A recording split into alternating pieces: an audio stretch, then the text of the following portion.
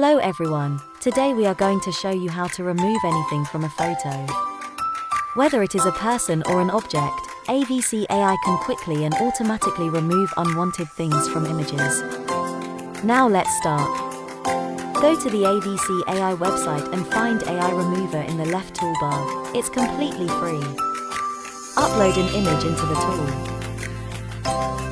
Then all you need to do is paint over the part you want to remove with the brush.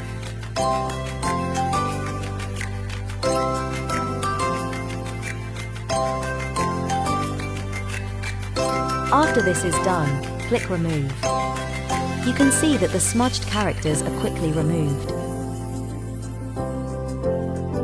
Click here and you can see the comparison before and after removal. You can see that is pretty easy.